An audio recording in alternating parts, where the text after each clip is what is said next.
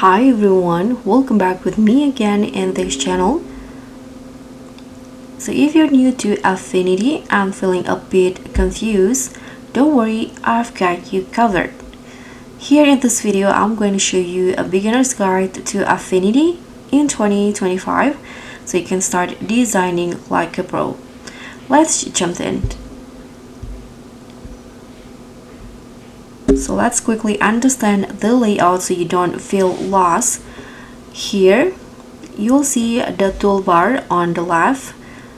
So it here has a drawing and also selection tools like this one for move, or this one for adding shapes, images and others. And at the top one is the tool settings.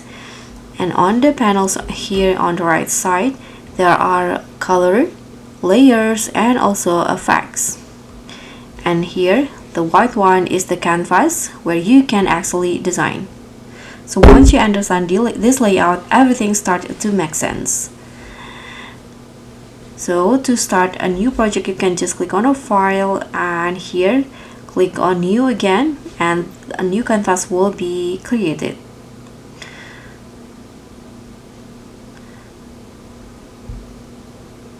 So the tools that you must know is the first one is the move tool.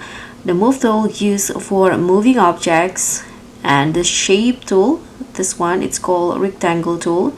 It is used to create circles or maybe rectangles or triangle like this. And now the text tools. If you want to add titles and captions, you can just click on the text tools in here.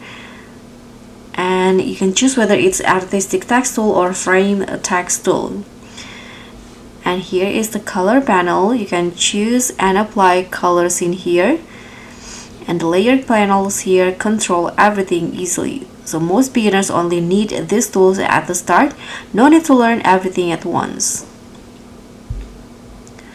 So let me quickly show you how all this works together. I've already added shape in here, and I'm going to apply a color here.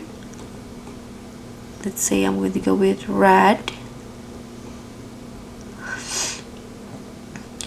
And here you can drop in some tags. In here, let's say I'm going to just write triangle. We can modify the font and also the size up here. And you can also add some shadow and effects on the text if needed. So when your design is done, you can go to File and find Export, this one. Here you can choose whether you want to save it as PNG or JPEG for social media, or if PDF it's a document, if it's a document.